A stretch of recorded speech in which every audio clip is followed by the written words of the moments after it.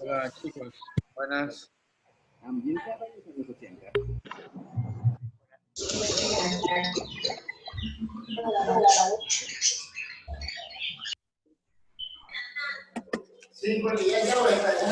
ver,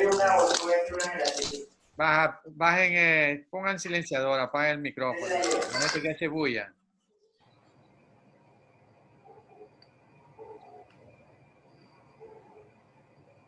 A ver.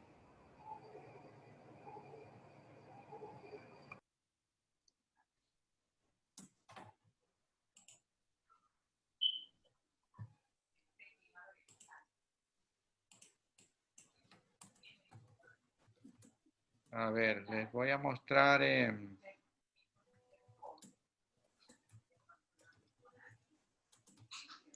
Ya. ¿Cómo están? Sí, sí ven, ¿no? ¿Está compartida la pantalla? Sí, doctor. Sí, ya, correcto. Ok, bueno, les voy a mostrar un par de casos antes de proseguir con la clase. A ver, esta es una paciente de...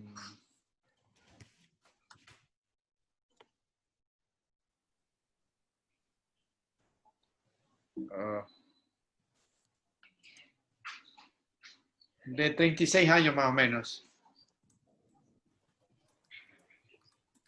¿Qué les parece? Les cuento un poquito la historia, ¿no? Una señora que tiene tos hace aproximadamente un año y que últimamente, hace un par de meses, tiene cansancio. Se ahoga al subir las escaleras, camina cierta distancia y se cansa. ¿Ya? No ha perdido peso, se la ve bien, físicamente se la ve bien a la señora, no parece caquética ni tiene semblante de inmunodepresión. Pero bueno, la placa muestra eso. ¿Qué pueden describir? Un posible patrón miliar. ¿Ya? ¿Alguien más que quiera comentar? Es más un patrón nodular que eso. Patrón nodular.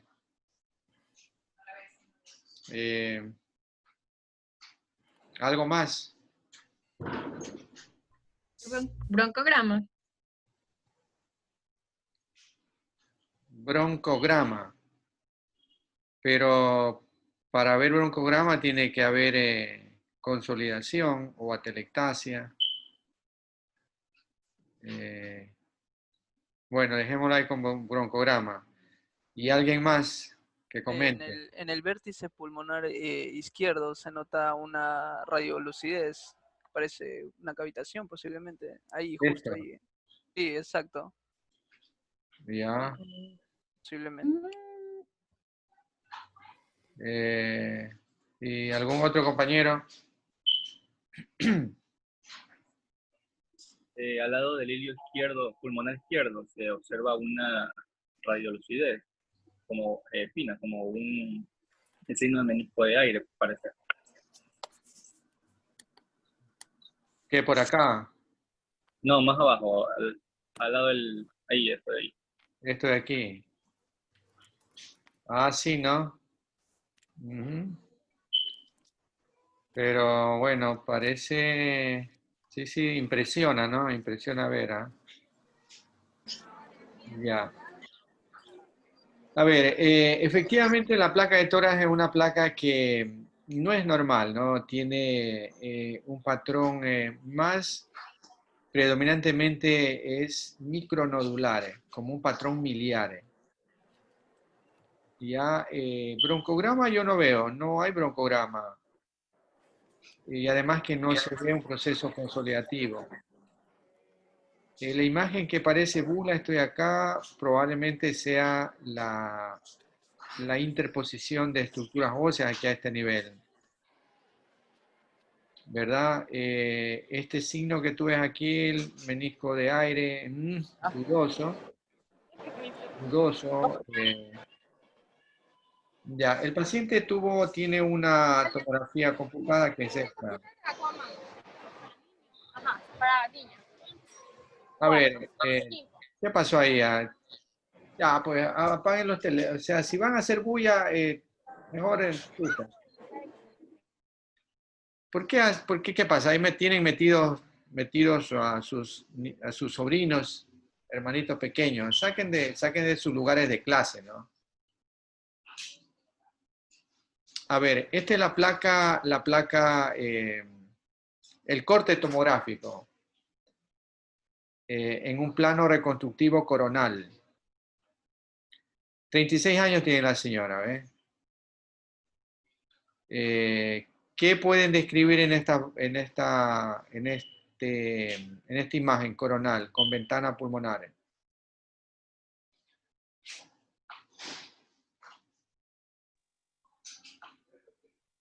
¿Ah? Es la misma que acá.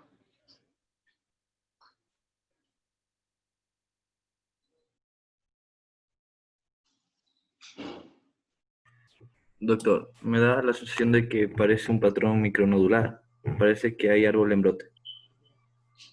Saben que cuando hablen, quiero que pongan ahí para verles las caras, por lo menos. Antes sacaron un perro ahí. ¿Qué es un perro tienen ahí? Sean respetuosos, ¿no? O sea, no tengo nada contra los animalitos, pero sean respetuosos, ¿no? Pongan sus caras en tiempo real, ¿no?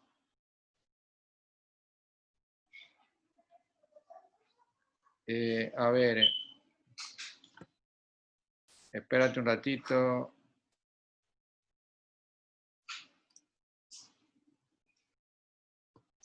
Ya.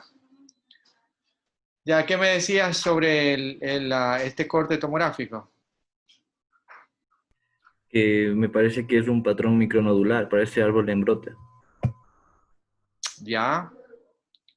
Sí, efectivamente, es un micronodular, ¿no? Un micronodular, efectivamente, por aquí tiene patrón en brote, árbol en brote. ¿Ve? Efectivamente. ¿Qué más? ¿Qué más llama la atención? También Tam- se puede ver vidrio esmerilado y creo que zonas de atrapamiento aéreo.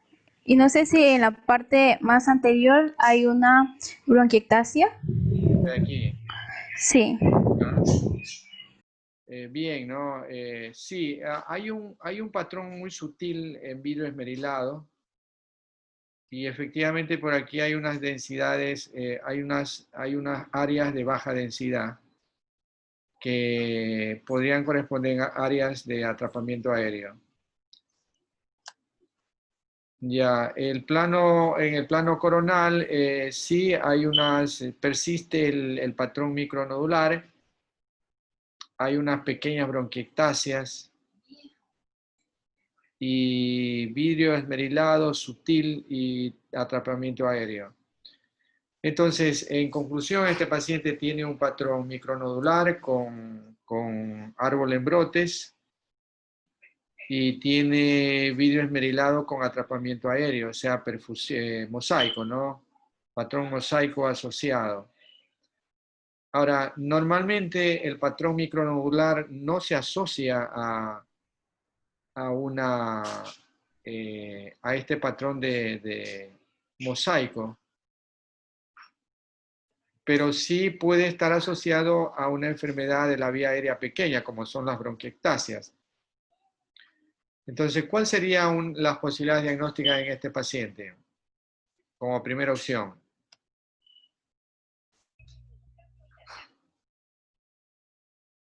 El mío paciente tenía también unas adenopatías en el cuello. Fíjate aquí, por ejemplo, esta es una adenopatía, acá hay otra pequeña.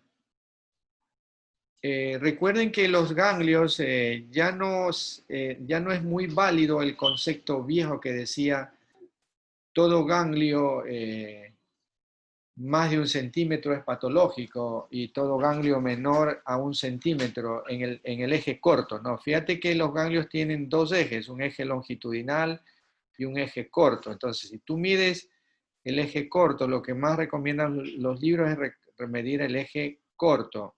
En el eje corto, más de 1 centímetro, ganglio patológico. Menor a 1 centímetro, ganglio normal. Ya eso no, ya no se lo considera, ¿no? Porque se ha demostrado hasta la saciedad que ganglios pequeños, como este, por ejemplo, pueden estar tomados, o sea, pueden ser patológicos.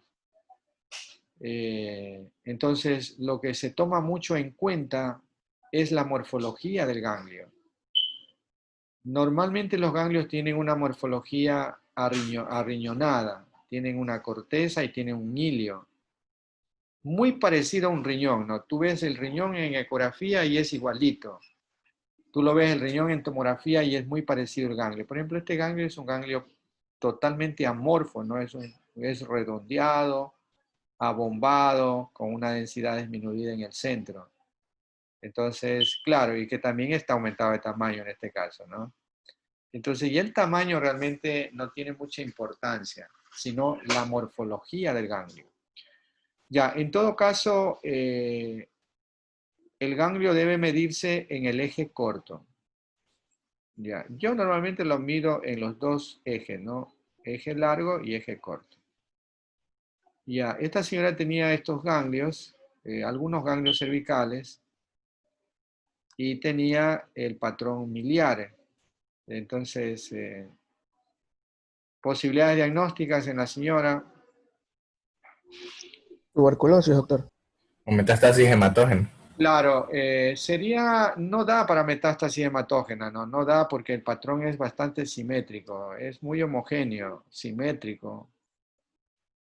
No, el criterio no es así, ¿no? El criterio de neoplasia miliar de origen neoplásico es tamaño variable, ¿no? Aquí veo un tamaño uniforme de los micronódulos. O sea, está bien, la primera opción es que sea una TB miliar,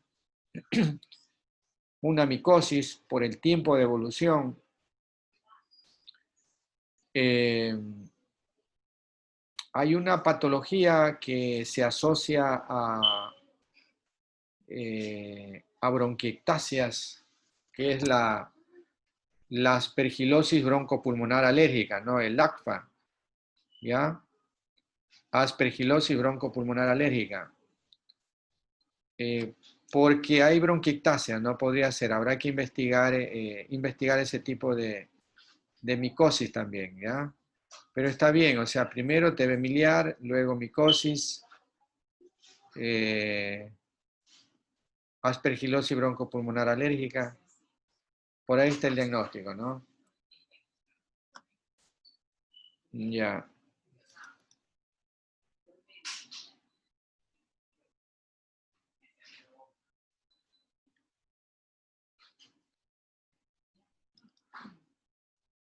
Ya, ¿qué les parece esa placa?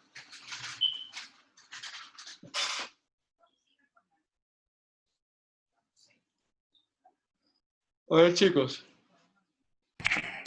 Que hay una opacidad intercisural en el pulmón derecho y también hay una opacidad a nivel suprailiar o a nivel iliar más o menos.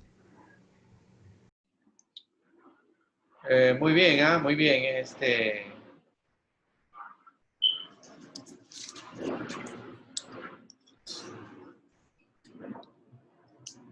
A ver, ¿cómo eras tu nombre, grupo?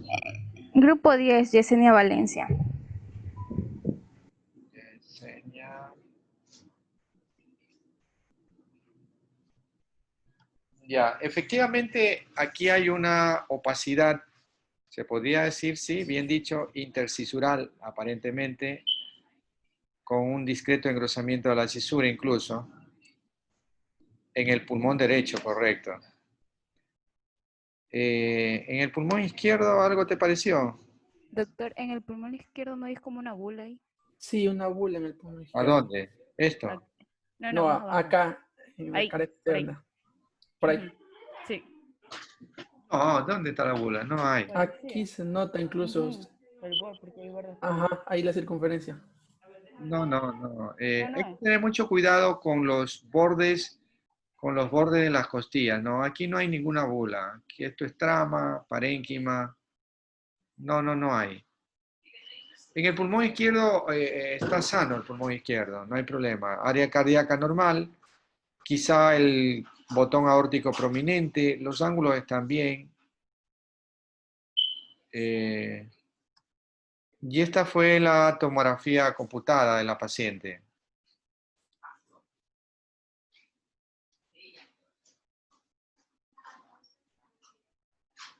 ¿Qué les parece? Consolidación por las bronquiectasias también. Consolidación. Por el broncograma aéreo. Y por el broncograma aéreo también. Claro, sí, es una consolidación, ¿no? Definitivamente es un proceso consolidativo del lóbulo superior derecho que hace cuerpo con la cisura, ¿no? Bueno, no tengo la ventana pulmonar, pero esto es un proceso consolidativo, mire el broncograma aéreo. Ya, correcto, ¿no? Bien.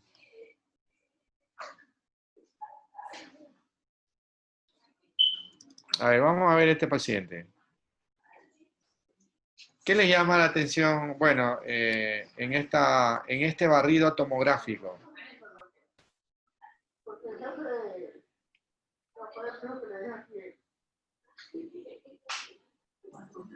El Una ligera desviación. el tórax derecho está más ascendido. Y El pulmón derecho, la tráquea. el pulmón derecho que está más grande que el izquierdo. No, al revés. El izquierdo está más grande que el derecho, ¿ya? Parece que hay un discreto tironeo de la tráquea. ¿Ya? Ensanchamiento. El mediastino está ensanchado. El mediastino ensanchado. Sí, no Ya, está exactamente como que equilibrados los lados, entonces veo como que hay un Ya, poco bueno, de sí, asimetría. sí. La imagen muestra efectivamente un ensanchamiento del mediastino, área cardíaca aumentada de tamaño, y algo más. Aumento del grosor de los ilios. Esa es, ¿no es cierto? Esto es lo patológico del paciente. Los ilios pulmonares gruesos, ¿no? Que parecen tumores, pero qué raro, tumores tan simétricos. Ya, esto es lo que llama la atención en este paciente, efectivamente. Los ilios pulmonares gruesos, esa es la palabra. Y la tomografía mostró eso. La tomografía contrastada mostró eso. ¿Cuál es el diagnóstico? Hipertensión.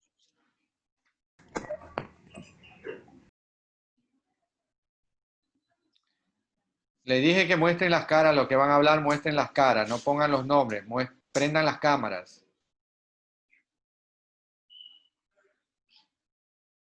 A ver, ¿cuál sería el probable diagnóstico de esta paciente? Hipertensión, doctor. Hipertensión. Felipe dice hipertensión.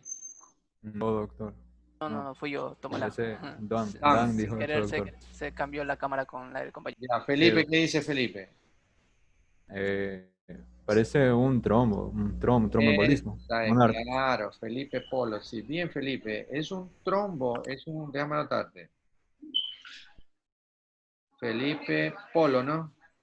Sí, doctor, grupo 8. 8, ya. Grupo 8. Efectivamente tiene un trombo, mira. Todos los vasos, esto métanse en la cabeza, ¿no? Todos los vasos cuando uno mete contraste y hace el barrido en fase arterial, se van a pintar, nunca se olviden, se van a teñir. Y tiñen toda la luz del vaso, ¿no es cierto? Esto es lo normal. Por ejemplo, esta es la aorta ascendente, la aorta descendente, el tronco de la arteria pulmonar, rama derecha y por aquí la rama izquierda, que ya está más o menos aquí, le puse a propósito a nivel de la bifurcación. Y acá adentro hay algo, pues, ¿no? Dentro de la luz del vaso hay algo. ¿Ve? Y esto corresponde a trombos. Todas las trombosis pulmonares vas a ver así, en la angioTAC. Los trombos los vamos a ver así en la tomografía contrastada. ¿Ya? Y entonces, de una vez vamos a repasar. Recuerden que en el tromboembolismo pulmonar hay 4 o 5 cosas que uno ve, ¿no es cierto? ¿Ya? Por ejemplo, esto, Manuel. No, tanta bulla, Manuela. Ya, esto se llama el signo, a ver, en tromboembolismo vemos la joroba de Hampton, vemos signo de Fleischner, vemos Westermann, el signo de Westermann con W. Puede haber derrames pleurales en el tromboembolismo pulmonar. ¿Puede haber atelectasias en el tromboembolismo pulmonar? Sí. ¿Ya? Y el infarto, mejor dicho, y la joroba de Hampton corresponde al infarto pulmonar. Al infarto pulmonar. ¿Ya?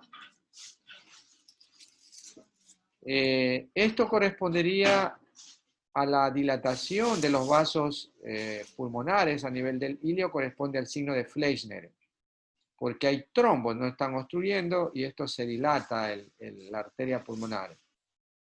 ¿Ok? No tengo para ver los otros signos aquí. El Westermann corresponde a una oligoemia periférica. La joroba de Hampton siempre es una imagen como una telectasia a nivel periférico en forma de cuña. No hay aquí. Bueno, no hay derrames pleurales. Lo único que vemos es el signo de Fleischner, con los trombos, ¿no? Con los trombos. Entonces, efectivamente, es un tromboembolismo pulmonar. Recuerden que los tromboembolismos pulmonares pueden ser agudos y crónicos, ¿no es cierto? La papi. Por eso es que yo me quedé emblancado, pues, y subí eso, estaba cagadazo de risa. Y justamente le dije, oye, pila, si quieres anda, y Tu si quieres ir con tu micrófono. novia, anda, la verdad no hay ningún problema.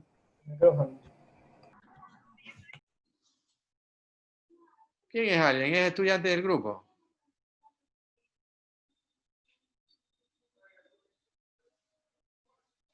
¿Ah?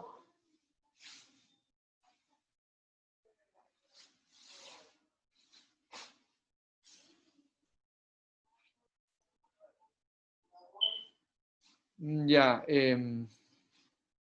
a ver, déjame ver.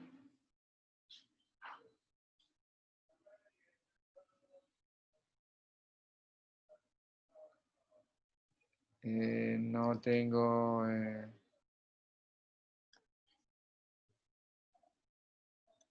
ya.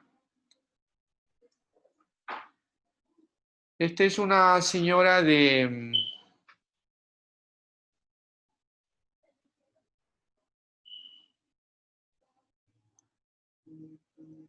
bueno, no tengo la edad, pero es una paciente joven de unos 42 años que viene a hacerse una tomografía computada el 28 de agosto y una ecografía del abdomen.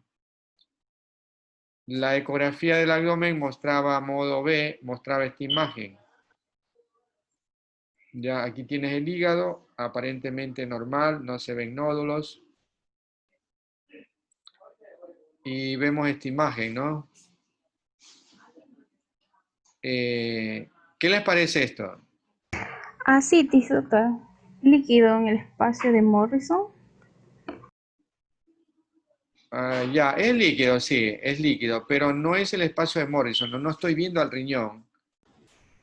Acuérdate que el espacio de Morrison está entre el hígado y el riñón. Esto es pleura, ¿no? Esto es pleura basal.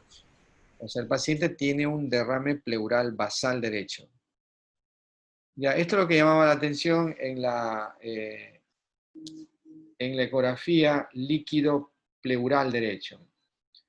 La placa de tórax de la misma paciente mostró esto.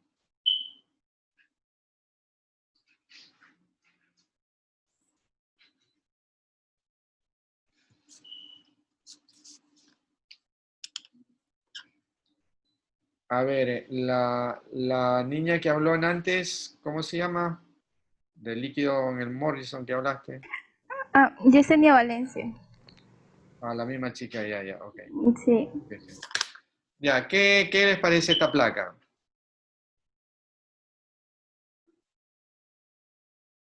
Un derrame. Un derrame total. Un derrame. Ajá.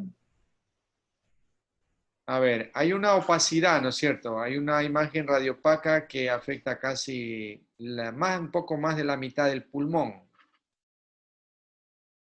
Ya, ¿qué más? ¿Tiene broncograma o no? O sea, se puede ver parénquima. O sea, algo que puede ser la forma de la silueta del pulmón por detrás de la opacidad.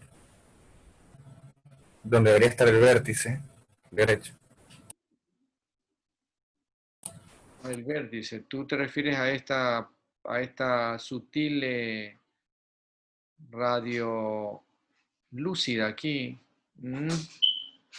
Pero no hay broncograma, no, yo no veo broncograma aéreo. No se ve broncograma aéreo. Entonces por ahí uno va descartando consolidación, no es. ¿Cuál sería otra opción? O sea, derrame pleural está bien. Ya vimos en el eco que tiene derrame pleural aquí. Pero Otra opción podría ser una masa. Una masa. ¿parece alguna otra posibilidad? Una masa, ¿sí? Podría ser una masa que esté escondida aquí, lógicamente. Podría tratarse, ¿no? En el pulmón izquierdo no vemos cambios importantes visibles a los rayos X. Las estructuras óseas están bastante bien. Clavícula, omóplato, los cuerpos vertebrales. Y ya, esta fue la tomografía de la misma paciente con ventana mediastínica. ¿Qué hay?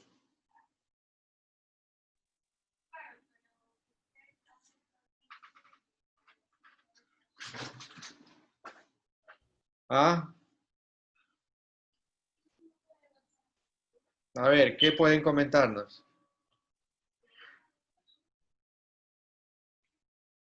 ¿Será acaso derrame con una atelectasia del pulmón derecho, no? Ya sí, el derrame está aquí, ¿no es cierto? Esto es líquido, definitivamente líquido hipodenso. Ujú. Y aquí esta imagen, fíjate que tiene una densidad muy heterogénea, tiene unas zonas de menor densidad, es decir, áreas hipodensas. Esto parece una tumoración, es una tumoración en un pulmón colapsado, ¿ya? Entonces este paciente tiene una masa iliar con atelectasia, tiene más derrames pleurales.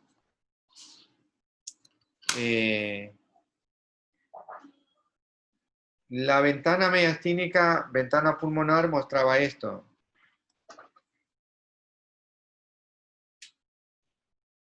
¿Qué te parece?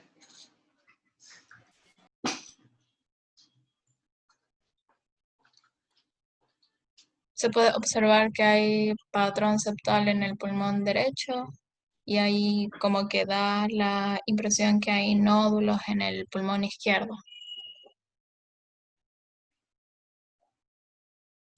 Ya, ¿qué grupo, Patricia? Grupo 8, doctor. Sí, no, efectivamente, tienes un patrón sectal, hay sectos engrosados con aparentes nodulitos, mejor dicho, con nódulos, micronódulos.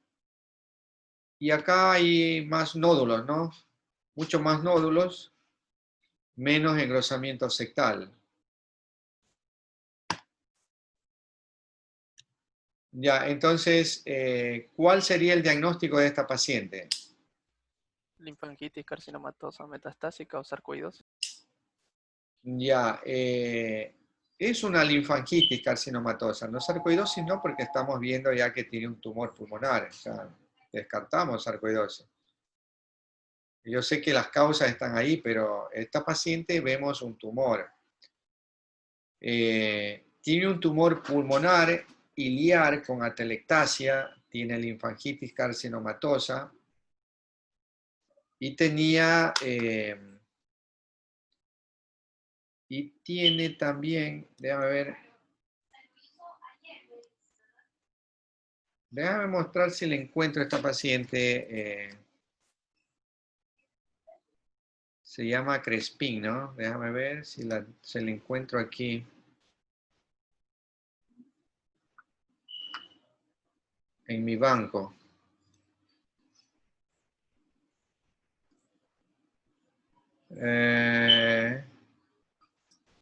Crespin, aquí está. Ya viste la señora, ¿no? 42 años tiene la señora, ¿ves? La señora Crespin.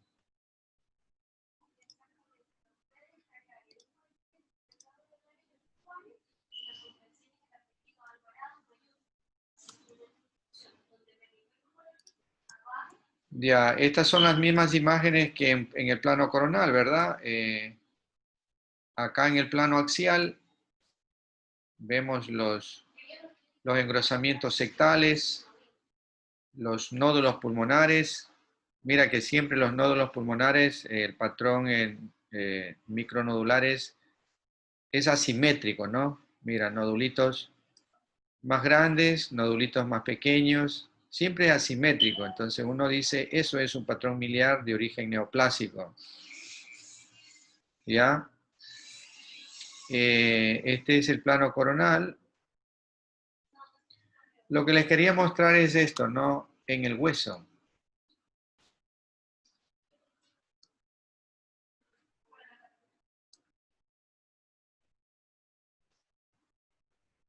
Ahí. ¿Qué les llama la atención en el hueso?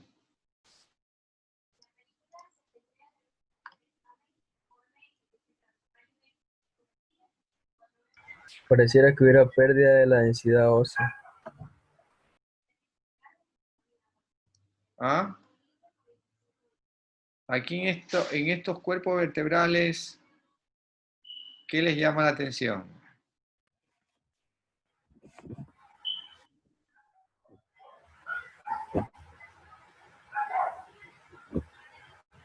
Luis Íñiga, apaga el micrófono para que no se escuche a tu perro. ¿Sabe qué? Una más de esas y yo me voy, ¿sabes? No les voy a dar clase, ahí les dejo y les doy como clase terminada, ¿no? No puede ser que hagan bulla, metan perros y todo, ¿no? A mí me molesta eso, ¿no? Sean respetuosos. Yo les doy como clase terminada y ahí queda su clase y ahí tendrán que leerlo.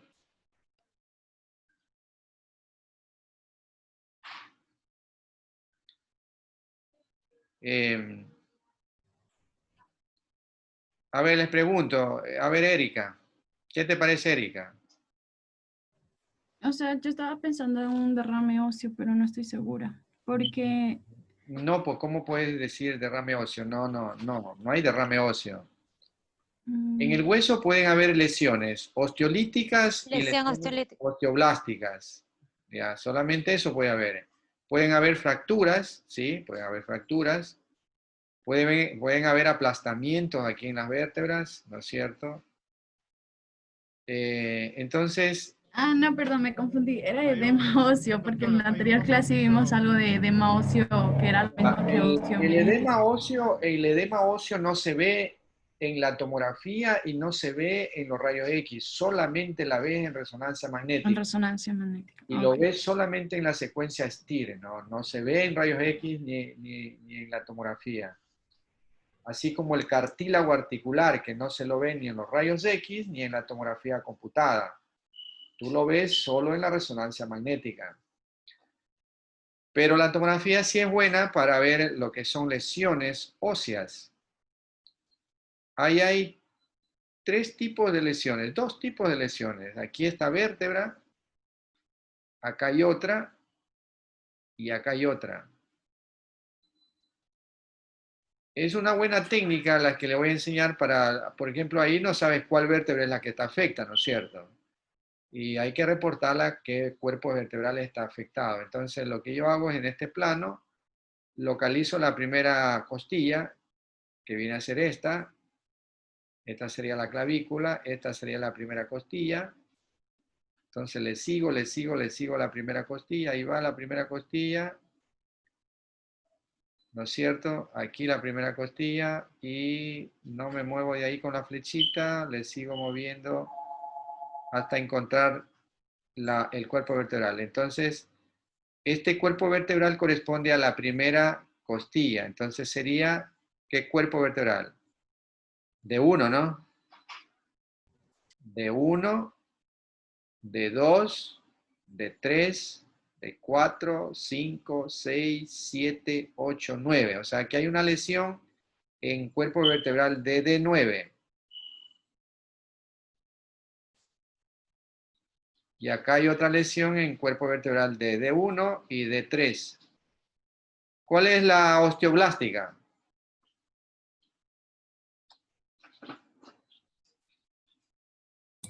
Cuando hay crecimiento en el cuerpo óseo, desordenado.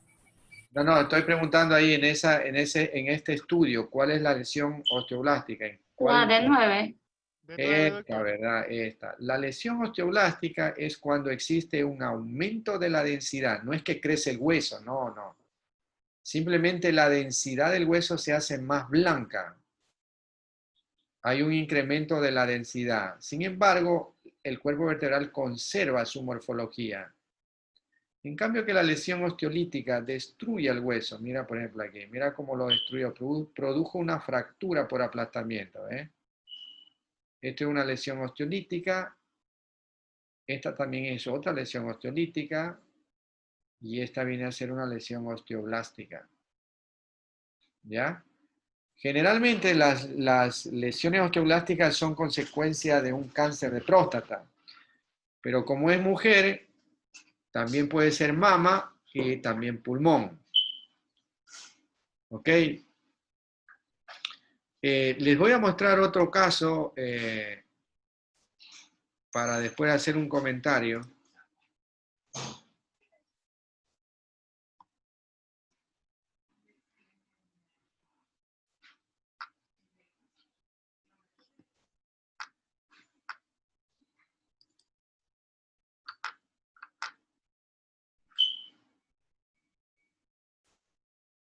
Esta imagen, este caso.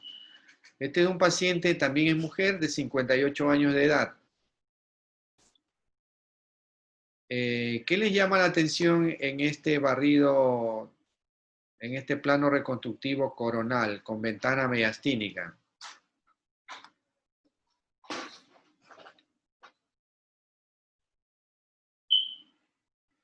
A ver, déjame ver si les muestro la...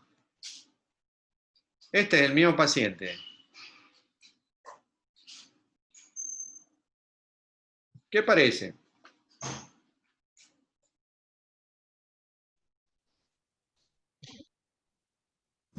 Hay como un aumento de la patrón. densidad Ajá. y también veo 2 nódulos. A ver, repite el que comentó. Que hay aumento en la densidad de lo que vendría a ser el emitórax derecho en la parte superior. También hay 2 nódulos que se pueden ver en los hilios pulmonares de cada lado. Uno en ¿A el este te derecho refieres? y también hay otro en el izquierdo. Ya, bien. Sí, ¿no? Aquí hay como unas calcificaciones, ¿no? Podrían corresponder a calcificaciones a nivel de los hilios, sí. Y la paciente lo que llama la atención es esto realmente, ¿no? Aquí esta imagen como forma de nódulo, de masa o alguna, algún proceso consolidativo, ¿verdad? Justamente en el lóbulo superior derecho. Ya, la reconstrucción coronal mostró eso. ¿Cómo lo describen ahí? La lesión viene a ser esta, ¿no?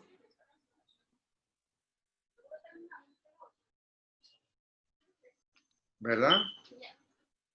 Doctor, ¿podría ser un tumor maligno? Es una tumoración esto, ¿verdad? Una tumoración, tiene densidad de tejido sólido. ¿Ve? Seguramente tiene más de 3 centímetros. Esta es la ventana pulmonar que permite una descripción un poco más, nos muestra otros criterios, ¿verdad?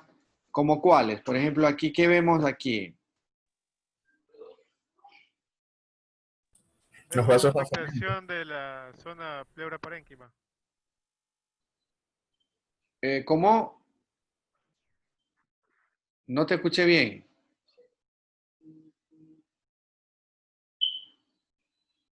A ver, Andrés. ¿Qué dice Andrés? Doctor, ¿podría ser signo de la cola pleural?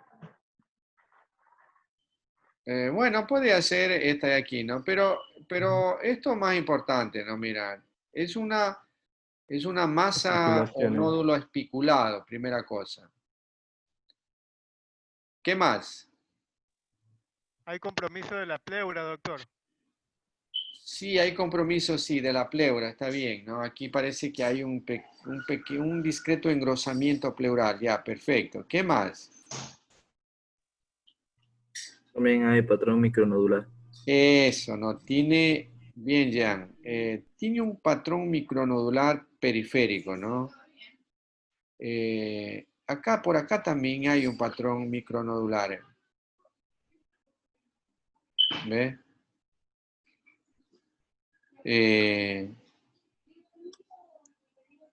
Este es en el plano axial, otro corte en el plano axial, donde se ve la masa o nódulo espiculado con los micronódulos. Por acá también hay micronódulos. Entonces,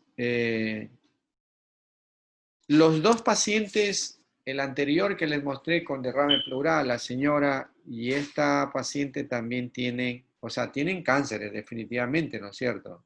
Cánceres pulmonares. Pero, ¿cuáles son los tumores más frecuentes a nivel pulmonar? El adenoma y el de células epidermoides. El epidermoide. El no adenoma, no, el adenocarcinoma. Adenocarcinoma, perdón. Ya, el adenocarcinoma, ¿no?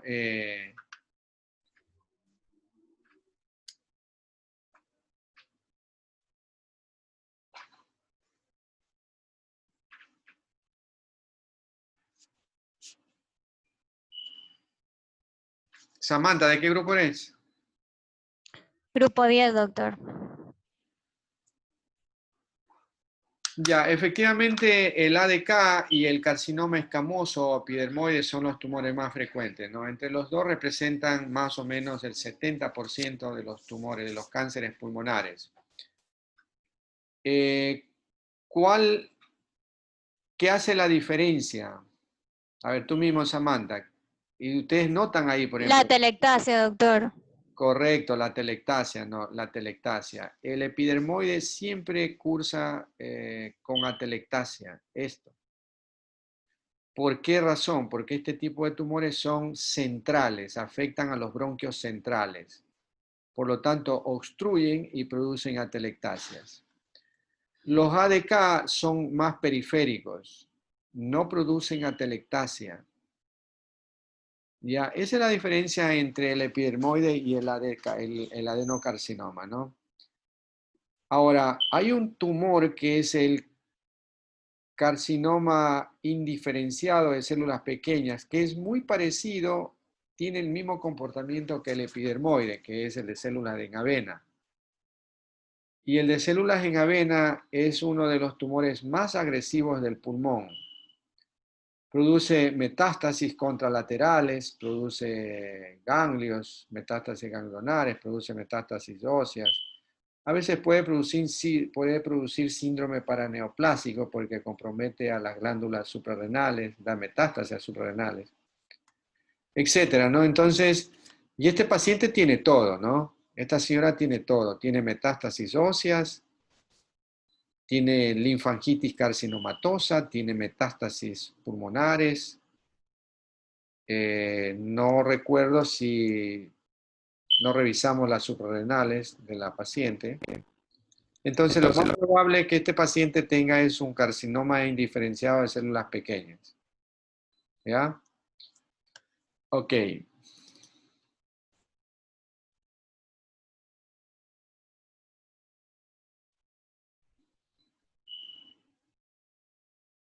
Ya.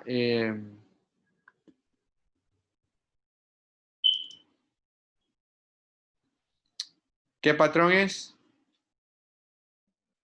Vidrio esmerilado. Vidrio esmerilado, ya, ok. Bueno, vamos a ver la clasecita de hoy día, a revisar un poco de lo que es abdomen, ¿no? Ya. Para entrar a patología del hígado, para revisión de enfermedades hepáticas, vamos a hablar un poquito de su anatomía. En resumen, ¿no? Se puede decir que hay dos divisiones del hígado, una que es la segmentaria y la otra que es la lobar, se puede decir, ¿no? Los clásicos 4 lóbulos del hígado, lóbulo izquierdo, derecho, cuadrado y caudado. Y la división segmentaria que lo divide en 8 segmentos de acuerdo a cómo lo va dividiendo la vasculación de las venas suprahepáticas, ¿no? Que van del 1 al 8. Siendo los inferiores, los segmentos inferiores corresponden al 2, al 6, se podría decir, al 5, y los superiores siempre van a ser el 7 y el 8, ¿no? Ya, el 1 también es inferior, ¿no? La vascularización del hígado está dado básicamente por 3 sistemas de flujo sanguíneo, ¿no? El sistema arterial, que está dado por la arteria hepática, que es una rama del tronco celíaco, que es una arteria muy finita, no mide más de 4 o 5 milímetros, el diámetro. El otro sistema de flujo sanguíneo está dado por la vena porta, el sistema portal, el mismo que mete sangre al hígado, ¿no? Tanto la arteria, el sistema arterial, como el sistema portal meten sangre al hígado, y el sistema portal es el que más aporta el flujo, o sea, el mayor flujo de sangre que le llega al hígado lo hace por medio de la vena porta. Normalmente una vena porta tiene un diámetro de 12, 13 milímetros, por ahí, no más de eso. Y las venas suprahepáticas, que son 3, izquierda, media y derecha, las cuales drenan hacia la vena cava inferior, ¿verdad? Hacia la vena cava inferior. Por ahí el lóbulo caudado tiene una vasculatura propia, ¿no? Es decir, no recibe aporte del sistema portal, sino lo hace directamente de la vena, de la vena cava inferior. Tiene un aporte secundario de la vena cava inferior. Chao. Y por eso vamos a ver que este segmento por lo general se hipertrofia cuando todos los otros segmentos se atrofian, este se agranda, por ejemplo en la cirrosis hepática. ¿Ya? Al hígado lo podemos estudiar con ecografía, que es un buen método de diagnóstico, con tomografía también contrastada, y la resonancia que también se la puede hacer, ¿no? Bueno, mediante la ecografía tenemos varios abordajes, y este es un abordaje por debajo del reborde costal. Y tenemos aquí, por ejemplo, plasmado en esta imagen las 3 venas hepáticas. Aquí vendría a ser el lóbulo izquierdo de este lado. Acá vendría a ser el lóbulo derecho. Esto blanco corresponde al diafragma, que no la tengo aquí marcado. Le he cortado mucho, ¿verdad? Pero esto blanco corresponde al diafragma en la base derecha. Entonces, es muy facilito cuando tú tienes este abordaje, tienes la imagen, describir los segmentos. Porque tú tienes que describir, por ejemplo, presencia de nódulo en el segmento 8, por ejemplo, etcétera, ¿no? Es mucho más elegante describir ahí porque demuestra que realmente sabes, ¿no es cierto? Es diferente decir nódulo en lóbulo izquierdo. Chuta, el lóbulo izquierdo tiene 2 segmentos, entonces tienes que especificar. Entonces van así, el 2, el 3. Recuerden que yo estoy viendo de acá. Acá está puesto mi transductor en la piel y lo estoy viendo como quien dice desde el reborde costal hacia arriba. Porque recuerden cómo las venas hepáticas drenan hacia arriba, no hacia la cava superior. Entonces, yo lo estoy viendo al hígado de acá, de la parte inferior, de la cara inferior del hígado, porque ahí me pongo con el transductor debajo del reborde costal. ¿Ya? Por eso es que, bueno, en esto no cambia, ¿no? Segmento 2, 3, lo que queda, mejor dicho, lo que queda a la izquierda del lóbulo, de la rama izquierda, está el 2 y el 3, lo que queda entre la rama, la vena hepática izquierda y la media corresponde al segmento 4. Recuerden que el 4 puede ser, tiene, mejor dicho, un A y el B. Dejémonos para no confundirnos, 4, está el 4. Entre la vena hepática media y la vena hepática derecha está el 8 y está el 5.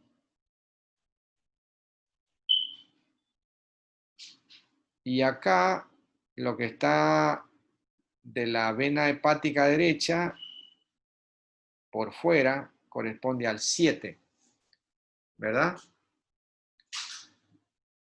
Lo mismo acá, ¿no es cierto? Lo mismo acá podemos hacer en la tomografía computada esta división siempre y cuando utilicemos medio de contraste. ¿Ya? Aquí tienes la vena hepática izquierda, la media y la derecha. ¿Ok? El segmento 6 queda muy pegado al polo superior del riñón. Entonces tú ves al riñón derecho y lo que queda ahí al ladito corresponde al 6. Segmento 6. Recuerden que los 2 segmentos que están cerca a la vesícula biliar está el 4, el 5 y el 4, ¿no? 4 y 5. ¿Ok? División anatómica.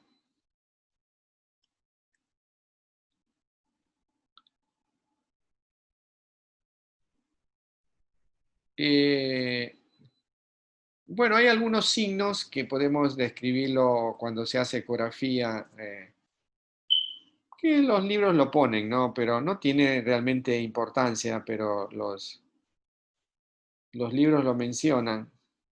Por ejemplo, este le ponen al de las venas suprahepáticas, les ponen como el signo de la garra. Signo de la garra. ¿Ya? Aquí tiene, esta es la la rama portal izquierda, que tiene forma de una H, o tiene también, algunos libros lo ponen como signo de la bailarina. Ya, bueno, aquí dicen que esto es los bracitos, una piernita, la otra piernita, ¿no? Una bailarina ahí. Ya, lo mismo acá, ¿no? En tomografía podemos ver la rama portal, rama izquierda de la porta, una pierna, otra pierna. En este caso está más gruesa, ¿no? Porque es un paciente cirrótico con bordes irregulares. Y por aquí hay un bracito, una rama, y acá, ¿no? No muy tan claro. ¿Ok? La vena porta, como ustedes saben, se forma de la vena esplénica y de la mesentérica superior. Y entra al hígado, ¿no? Se divide en rama derecha y rama izquierda. Este signo se llama el signo de la cabeza del tiburón, ¿no? Mira, aparece un tiburón ahí, una cabeza de tiburón. La primera comida que come el tiburón es la vena porta. Aquí hay algo importante, vale la pena comentarlo, que las paredes del sistema venoso portal son ecogénicas, mientras que las paredes del sistema venoso suprahepático no son ecogénicas, casi son imperceptibles. Ya, en todo caso no son ecogénicas, ¿no? Bueno, ustedes me preguntarán, pero esta vena de aquí, doctor, está ecogénica, pero entonces aquí es la duda, ¿no? Parece que esta no fuera, está pegadito a de pronto no está tan agarrado el corte adecuadamente, porque esta no me parece, o está metida, superpone. Aquí parece que se superpone con un vaso hepático, perdón, un vaso portal. Porque la vena hepática es así, siempre sin pared, entre comillas, sin pared. ¿Eh? Esto sí estoy seguro que es vena hepática, pero acá como que se mete un vaso ahí pegadito, ¿no? Y como son los dos, fíjense que en ecografía tanto el sistema arterial como el venoso se ven hipoecoicos. O sea, la sangre dentro del vaso sanguíneo se ve hipoecoica. ¿Ok?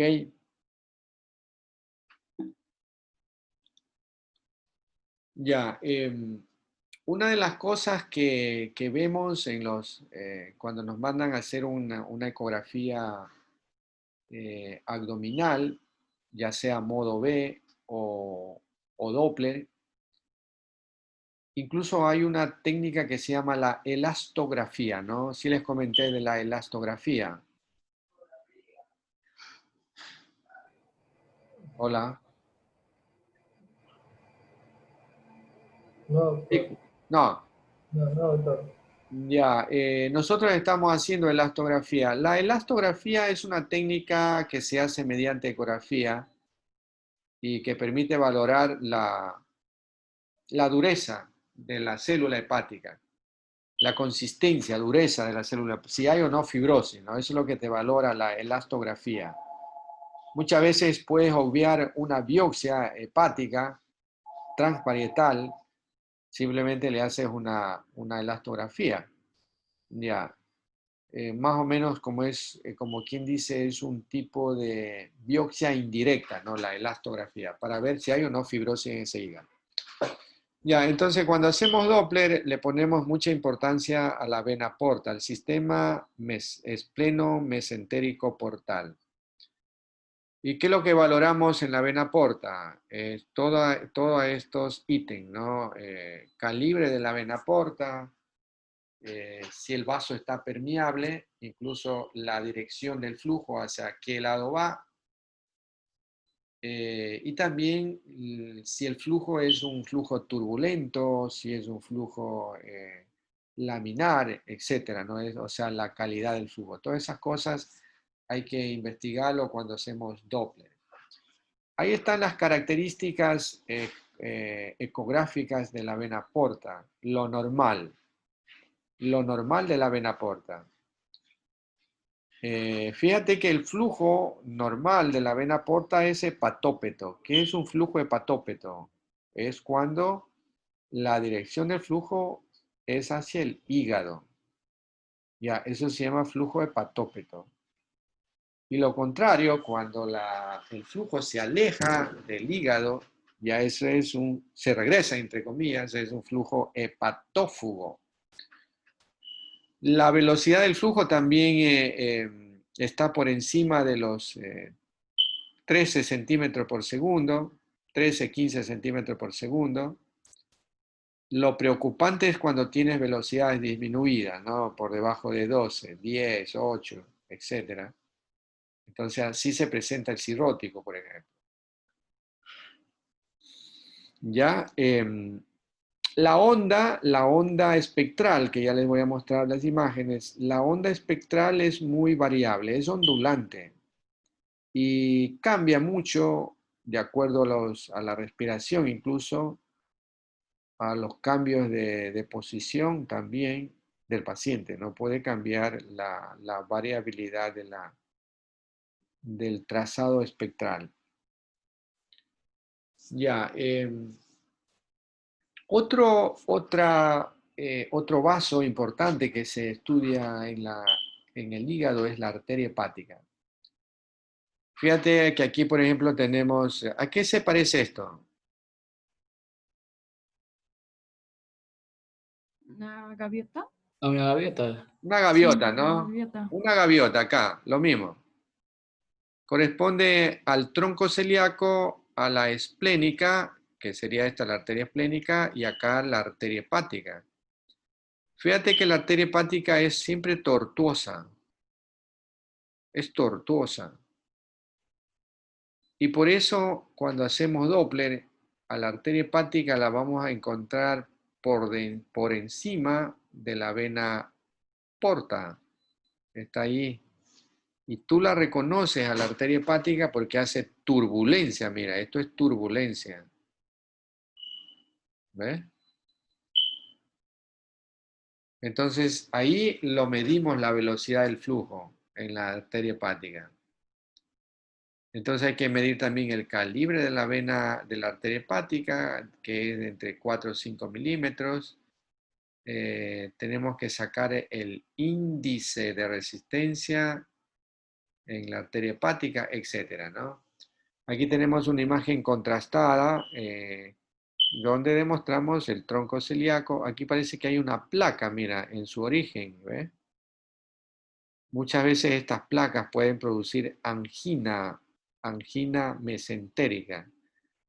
Por ejemplo, si esta placa estuviera en el origen de la arteria mesentérica superior, ese paciente va a tener dolor abdominal después que come. Característico, ¿no? Después que come le duele el abdomen. Paciente añoso con esa característica, pensar en angina mesentérica.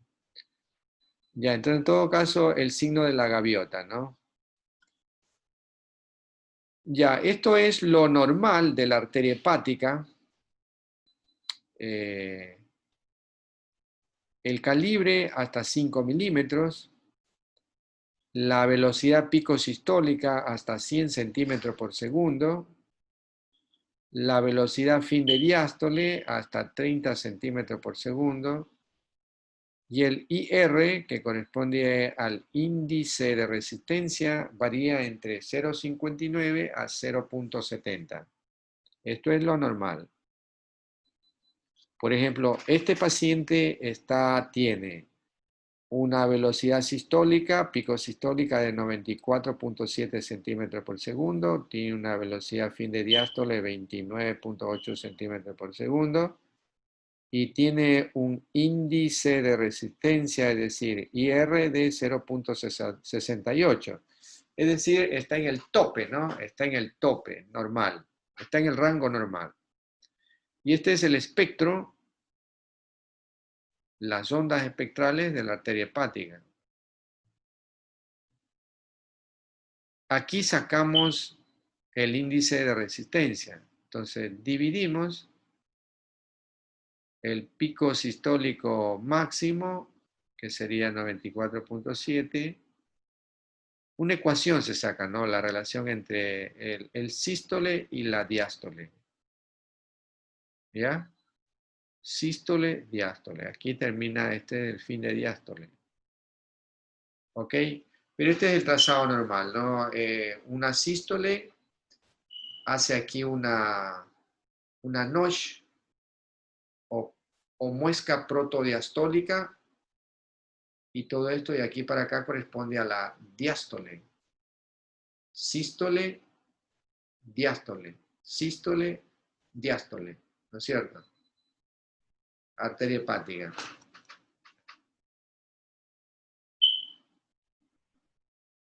Y esto corresponde a la vena porta. Aquí le tenemos mapeado a la vena porta, ¿no?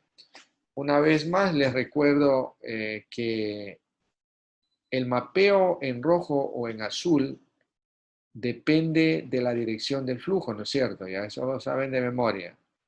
Cuando, por ejemplo, para obtener esta imagen de la vena porta, tú tienes que poner el transductor en un espacio intercostal a la derecha, en un espacio intercostal derecho. Ya, entonces tú ahí le coges a la vena porta de frente, ¿no? Recuerden que la vena porta mete sangre al hígado. Entonces, el transductor puesto en un espacio intercostal derecho lo va a coger de frente a la dirección del flujo de la vena porta. Y por eso es que se mapea en rojo. ¿Ya? Este rojo es un rojo homogéneo, ¿no? No hay turbulencia. Mira, aquí hay turbulencia. ¿Qué vaso es este de aquí? Una arteria hepática. Correcto, ¿no? La arteria hepática, sí. Es la única que tiene turbulencia aquí a nivel del hilio hepático. Ya, no hay hepato, es un flujo hepatópeto, ¿no? Puramente hepatópeto. No hay reflujo, es decir, no hay flujo hepatófugo. Mira cómo es el trazado de la vena suprahepática. ¿Ve? Es un trazado bimodal trifásico. Tiene una onda superior y tiene dos ondas inferiores. ¿Ve?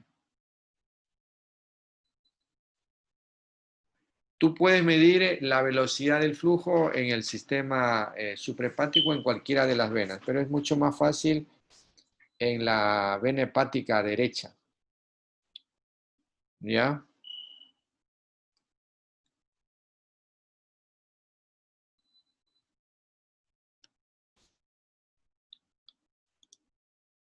Ya, así se lo ve siempre el flujo sanguíneo, ¿no? Varía rojo-azul por los movimientos respiratorios y por el latido cardíaco.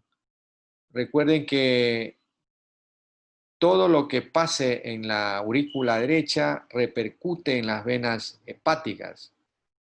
Recuerden que las venas hepáticas drenan a la vena cava inferior y la vena cava inferior desemboca en la aurícula derecha, ¿no es cierto? Entonces, repercute problemas cardíacos en las venas suprahepáticas. Ya, entonces, cuando hay problemas del trazado, se altera la morfología de las suprahepáticas, el trazado espectral, hay que pensar en problemas cardíacos. Ya, acá la vena porta, ahí estás viendo que tiene un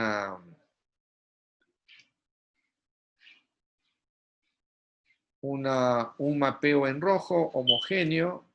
Esta no varía con los movimientos respiratorios ni con la frecuencia cardíaca. Y la vena porta tiene un trazado ondulante, mira, ondulante, monofásico. ¿Ve? Pero siempre es ondulante, nunca es en meseta. Cuando el flujo, el trazado espectral es en meseta, es patológico. Y la velocidad, uno puede medir la velocidad picosistólica. Doctor, disculpe, lo que acabo de decir fue trazado en meseta, ¿verdad? Es que se cortó el internet. Tú eres el que estaba ahí haciendo bullying antes. No, o sea, se abrió mi Estabas hablando micrófono tú. ¿Qué sin estabas querer. hablando antes ahí? Es que mi mejor amiga me estaba preguntando algo y sin querer presioné el espacio que es donde se activa el micrófono y le estaba diciendo que algo de su Vale. cumpleaños, algo super X. Y le dije que estaba en clases. Ya, ¿cuál era tu pregunta? Que justamente estaba nombrando de que qué patología era la que se presentaba cuando estaba marcada. Cuando se alteran los espectros, estos se llaman espectros, ¿no? O trazados espectrales. Esto de aquí, estas ondas o ondas espectrales. Hay varias formas de conocerlas. Ondas espectrales, espectros. Entonces, o también algunos libros lo ponen como mapeo espectral. Pero realmente esto es, este flujo, o sea, representa el flujo de la vena, ¿no? De la vena, de lo que está ocurriendo aquí.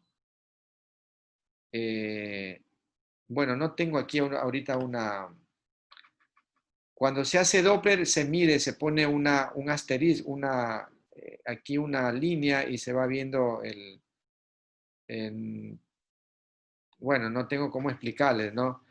Pero esto de acá representa lo que está ocurriendo en el flujo de la vena. Entonces les comentaba que como las venas hepáticas desembocan en la vena cava superior y a su vez la cava superior en la aurícula derecha, todo lo que problemas cardíacos de las cavidades derechas repercuten en la vena hepática y se altera el trazado. Este trazado que se llama, normalmente es un trazado trifásico bimodal, se altera. ¿Ya? Entonces uno piensa descartar problemas cardíacos, ¿no? Ya, hasta ahí lo que es la anatomía del hígado. Ya a breves rasgos, ¿no? Ya, vamos a ver ahora enfermedades del hígado.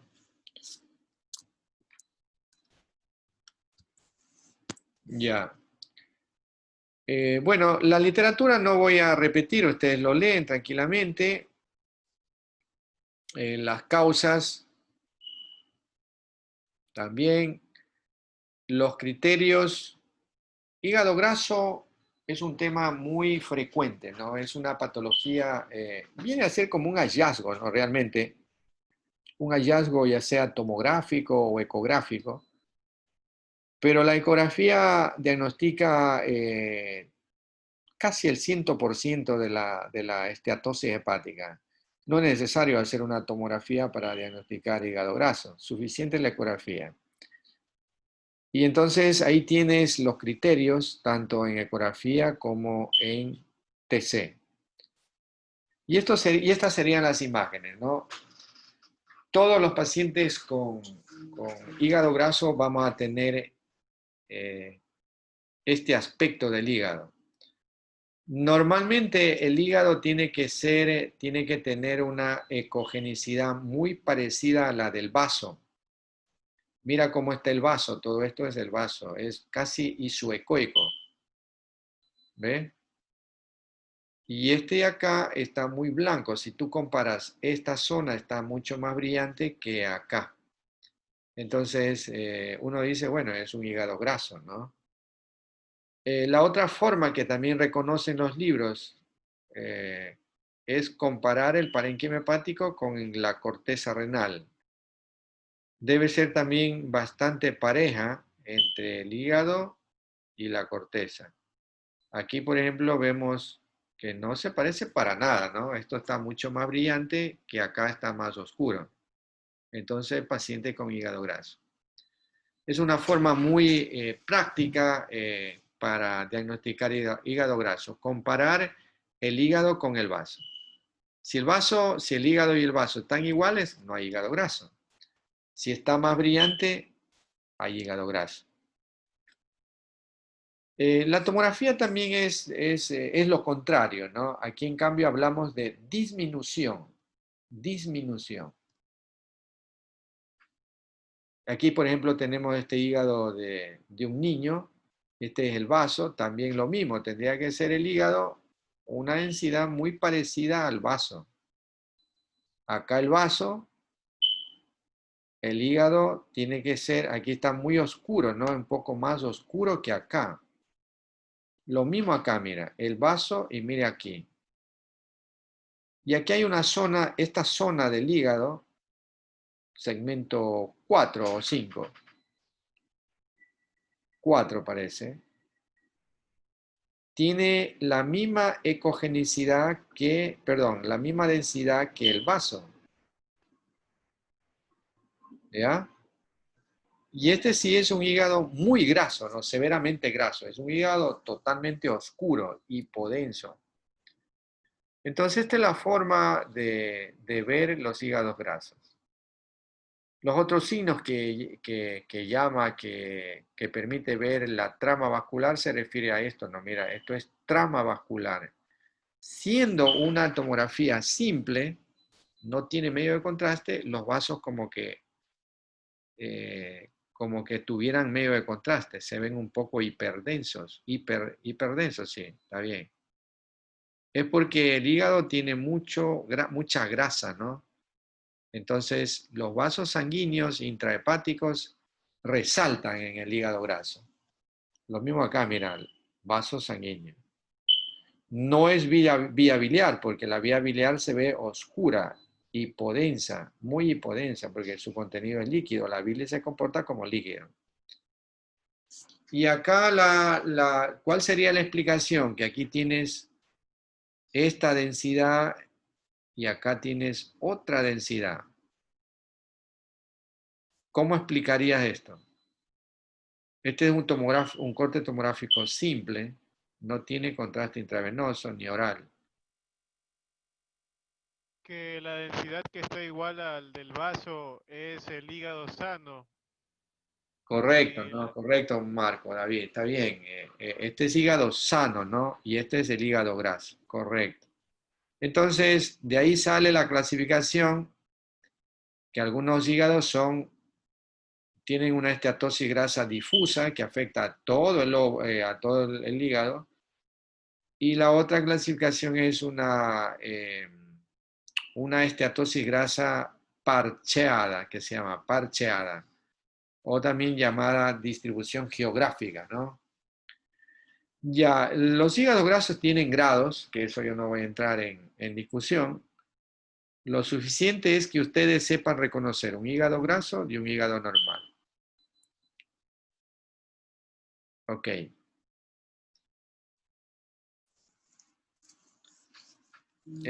Aquí vamos a cambiar, esto está mal.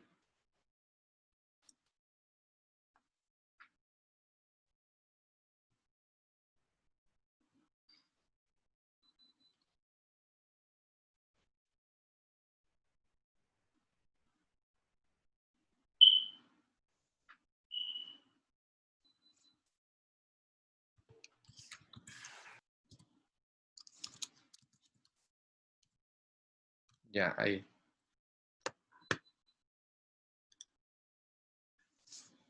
Ya, realmente las hepatitis no es que debemos nosotros tener la obligación de diagnosticar una hepatitis con ecografía.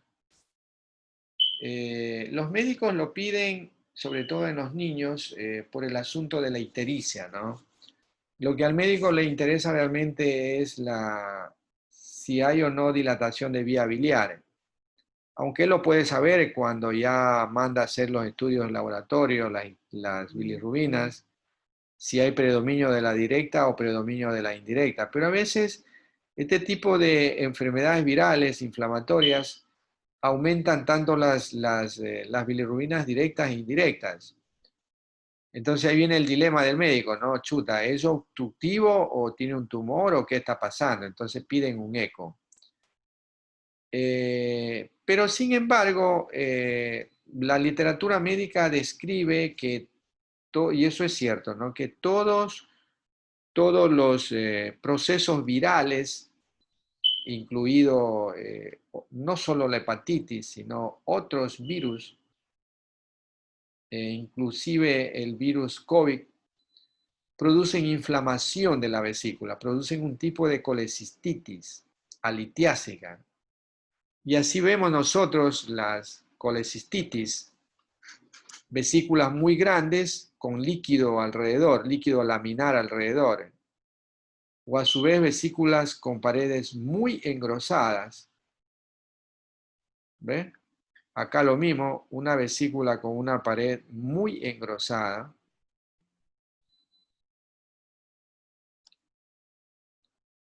Mira esta otra vesícula.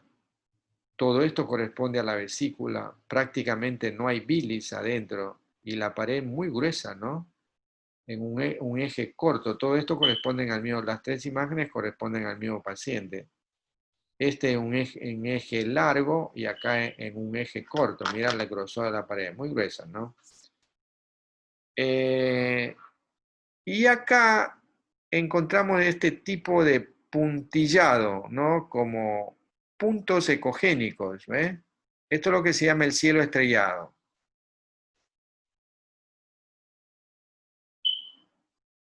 ¿Ve?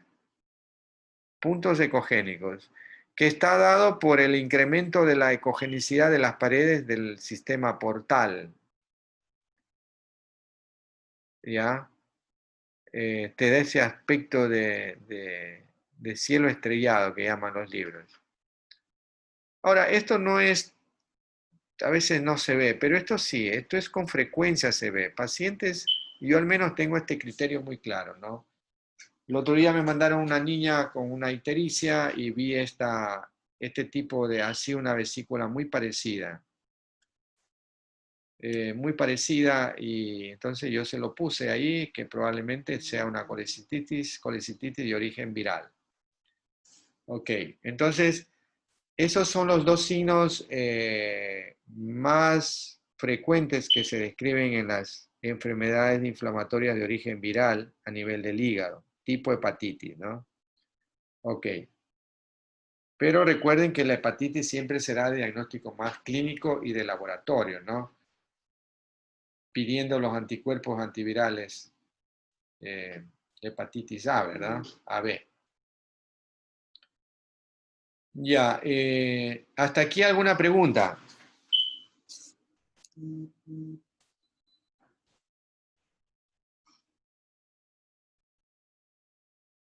Hola. No, doctor, ninguna. Ninguna. Ya, les voy a mostrar, bueno, vamos a ver, ya, eso, ya entonces hemos visto hígado graso, hepatitis. Vamos a ver cirrosis hepática, ¿no? Asimismo, los criterios ustedes lo van a leer en sus libros. Ahí les doy un avance de lo que las causas resumidas. Esto es lo que buscamos generalmente cuando hacemos ecografía en un paciente sospechoso de cirrosis.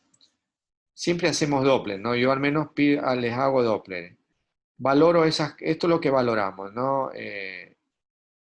La vena porta, ya dijimos cuáles son los criterios de hipertensión portal, diámetros superiores a 13 milímetros. La velocidad del flujo en la vena porta cae, disminuye, ¿verdad?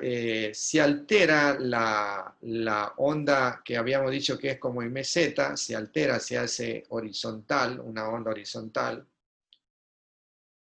Y el flujo también se llama hepatófugo o también se llama pendular, ¿no? Es decir, el flujo se regresa de la vena porta.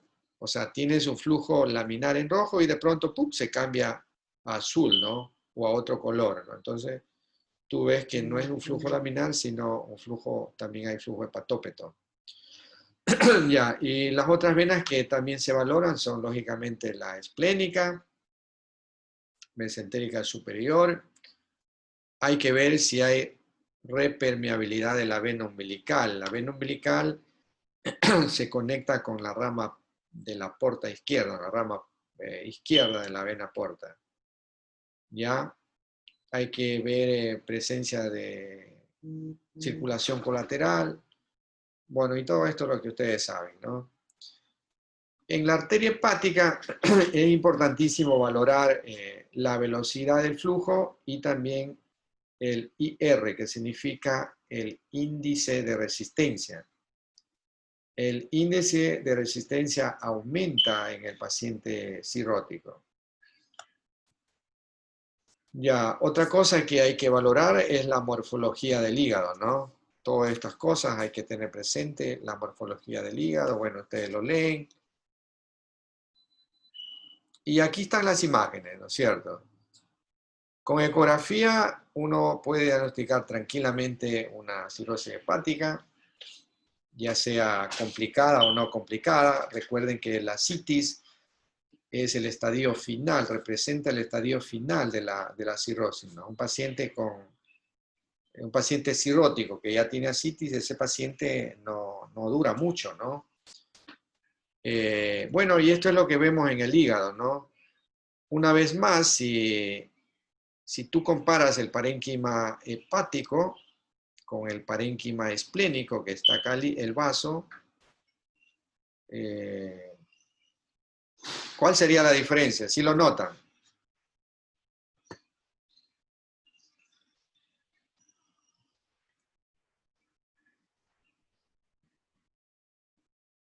¿Ah?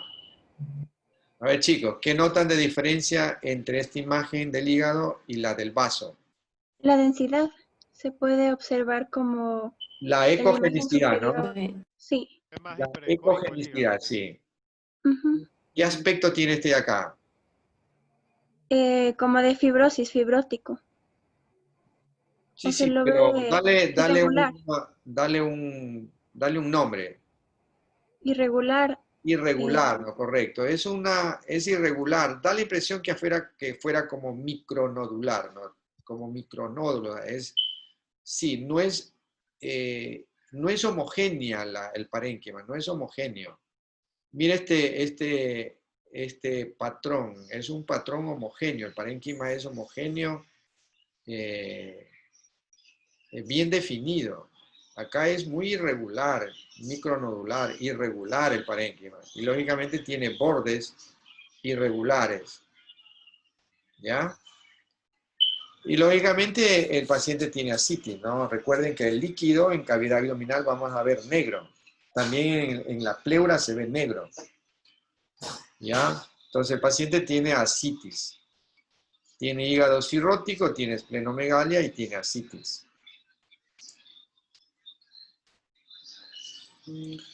Esta es una ecografía Doppler de un paciente con una cirrosis hepática. No hay ascitis en este paciente, lo único que tiene es un hígado, lo que yo llamo una alteración de la morfología del hígado.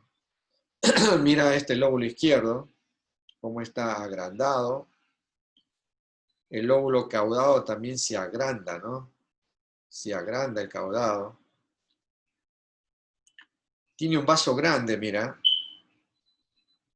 Tiene una esplenomegalia. Al vaso hay que medirlo en dos planos. En un plano longitudinal, que no debe medir más de 12 centímetros, y en el transversal, no más de 5 centímetros. Parece que este está midiendo 19.4 y tiene 7.3 centímetros en el plano transversal. Ya, mira el trazado de la vena porta. Aquí, por ejemplo, esta línea representa el Doppler pulsado y estas dos líneas aquí intermedio corresponde a la muestra, el volumen muestra. Entonces aquí estoy midiendo. Estas dos líneas están midiendo la sangre, a qué velocidad pasa la sangre aquí a este nivel. Y eso es lo que me está representando acá. Yo puedo medir la velocidad poniendo un caliper aquí. Primero, que el flujo es continuo, no es flujo ondulante. Es en meseta, eso ya es patológico. Y aquí he medido, pero no tengo aquí No tengo la...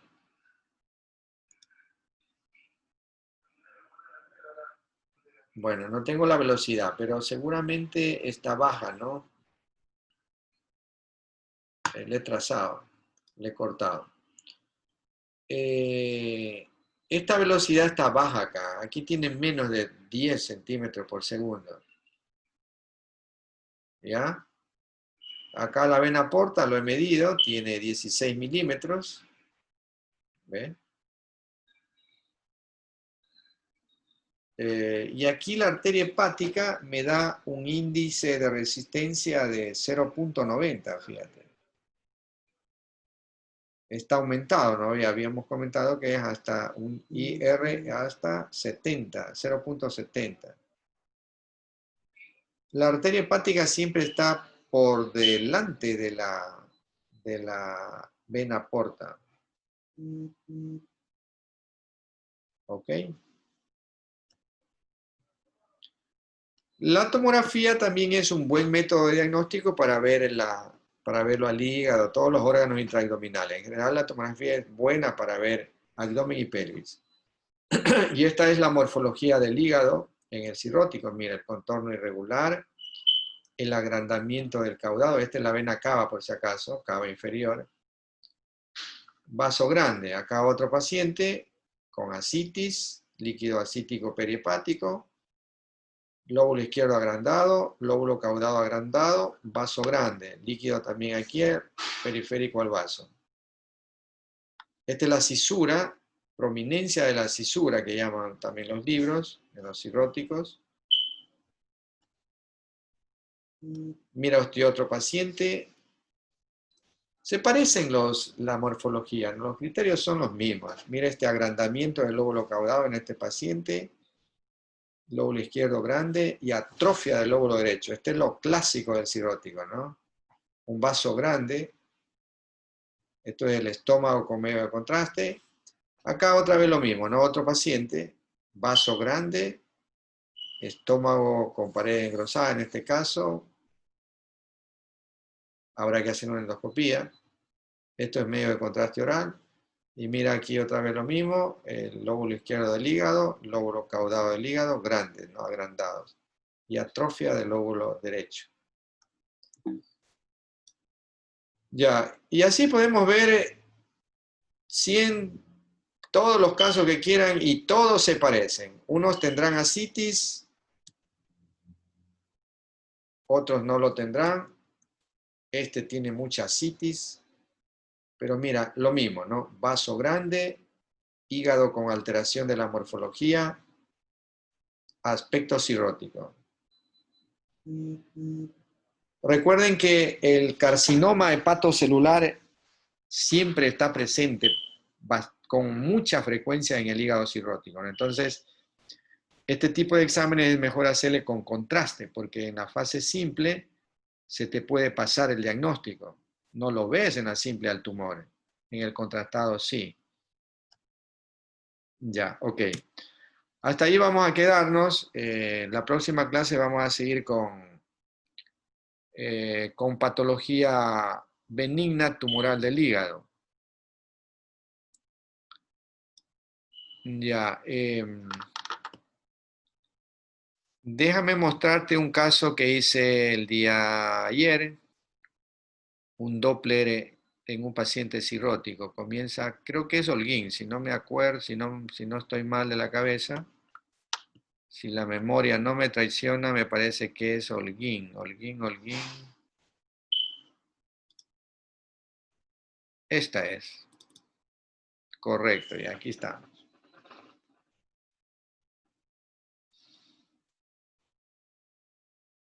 Esto corresponde al lóbulo izquierdo del hígado. Un pedacito. ¿Cuál sería esta estructura?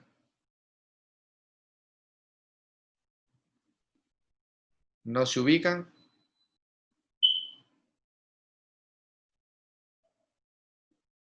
¿Ah? Difícil.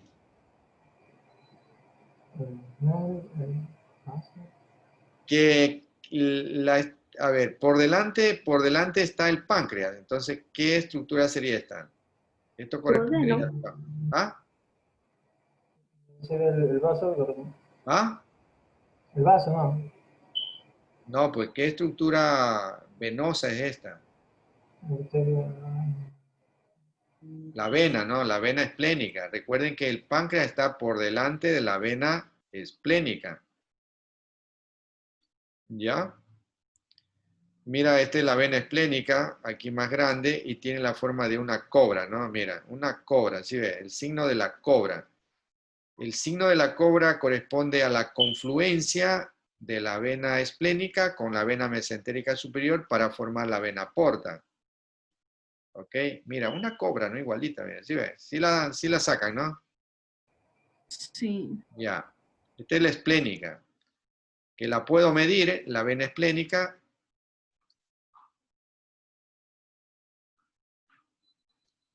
Tiene 7 milímetros. O sea, está en el rango, ¿no? Está en el rango. Ah, carajo. Ya.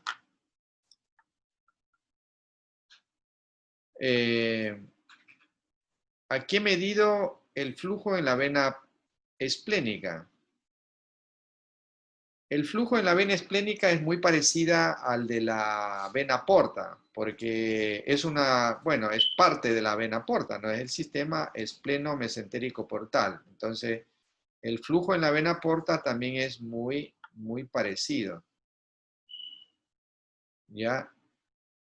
Hasta aquí, esta paciente no tiene alteración en la vena esplénica. Tiene diámetro conservado y tiene un flujo ondulante, bastante conservado. Esta es la morfología del hígado del paciente. Esto corresponde al lóbulo izquierdo del hígado. Mira, un parénquima alterado, micronodular, irregular. Y este es el lóbulo caudado grande, ¿no? O sea, una cirrótica. Esto corresponde a la vena mesentérica superior en un eje largo. Está midiendo 13 milímetros. Esta sí está aumentada, está gruesa esta vena. Aquí la estoy viendo en un eje largo y acá la estoy viendo en un eje corto. Aquí me da 14 milímetros en un eje corto. Las venas es mejor valorarlas en modo 2B. No en el Doppler, aquí no es lo correcto. No es lo correcto. Esto no es lo correcto. Es mejor medirlo en este plano, en modo 2B. Ya, hay veces que no se alcanza a tener esta imagen adecuadamente. Bueno, le pones el Doppler y vemos ahí. Bueno, en ese caso, cuando no puedas medir aquí, la mides en color. No, pero lo más adecuado es medir así. Por ejemplo, ahí tienes, hemos medido la vena porta, tiene 14 milímetros. Está un poquito dilatada, ¿no? Pero ¿cómo está el flujo sanguíneo? ¿Es un flujo normal o anormal? ¿Ah?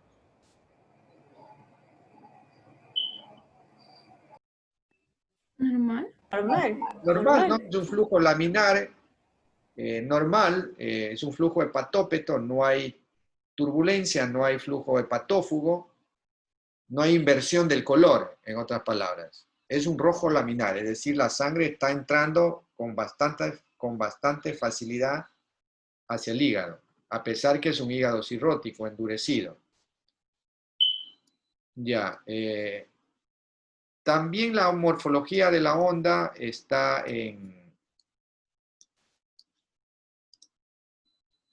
es ondulante, ¿ve? Y la velocidad no está disminuida, está en 25 centímetros por segundo. O sea, está bastante bien. Ya.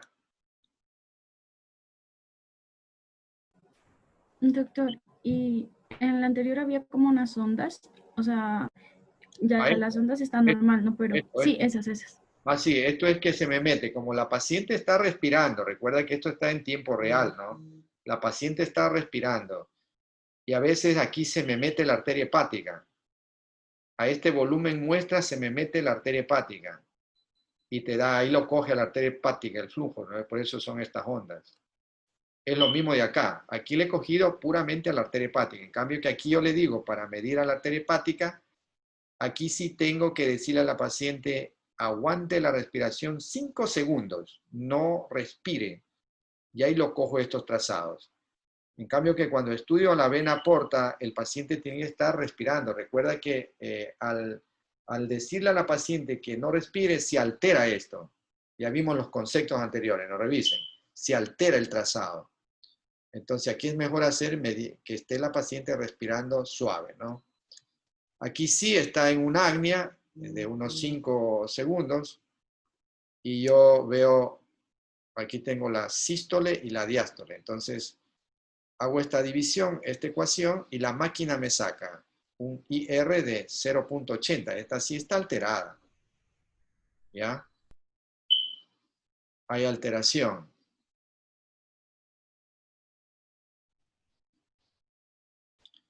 La arteria hepática también le he medido aquí. Está en 4 milímetros. Sin embargo, el diámetro está bien. Aquí he medido la vena cava inferior. También hay que revisar la vena cava inferior si no hay trombos. Y me olvidé ponerle, bueno, tiene un vaso grande. Fíjate que tiene un vaso de 12 centímetros de longitud, pero está ancho, ¿no? Está agrandado en el plano transversal. Tiene 8 centímetros, normal hasta 5. Entonces tiene una esplenomegalia. Lo que no me olvidé de ponerle es, en esta paciente me llamó la atención que no vi a las venas hepáticas. No las encontré por ningún lado. Le traté de buscar por todos los abordajes y no encontré flujo en venas suprahepáticas. No puse aquí, por ejemplo, el Doppler color, no lo puse, ¿no? Para mostrarles que no había flujo en todo caso, no había flujo en las venas suprahepáticas. Yo en esta paciente concluí que tiene una alteración del flujo en la arteria hepática, que tiene un IR aumentado, la vena porta está ligeramente con diámetro alterado, y que las venas hepáticas no tenían ausencia de señal Doppler. Eso me dio la conclusión que la causa probable en esta paciente de cirrosis hepática, porque no había antecedente familiar, no es alcohólica, no ha tenido hepatitis, C, B, etc. Entonces yo concluí que tenía un Buch-Chiari, es decir, una trombosis crónica de las venas suprahepáticas. Eso es la única explicación por las cuales no se veía flujo en las venas hepáticas. ¿Ok? Lean Buch-Chiari. Ya chicos, entonces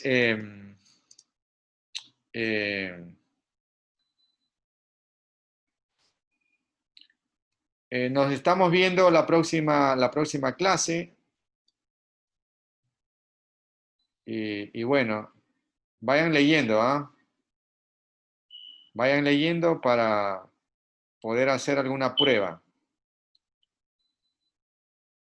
Bueno, preguntas. ¿Sí me escuchan? Sí, doctor. Sí, doctor. Ok, bueno, no hay pregunta, está claro. No lean, ya se les va a subir la clase, está grabada. Ya la voy a pasar al disco duro para que mi hija la suba, ¿no? Ok. Será el fin de semana que suba, porque ella está haciendo ahorita, se fue a hacer la rural y viene el sábado. Ahí le voy a pedir de favor que me lo suba a las clases. Ok, ya pues chicos, nos vemos entonces. Chao, chao. Gracias, doctor. Gracias, doctor. Gracias,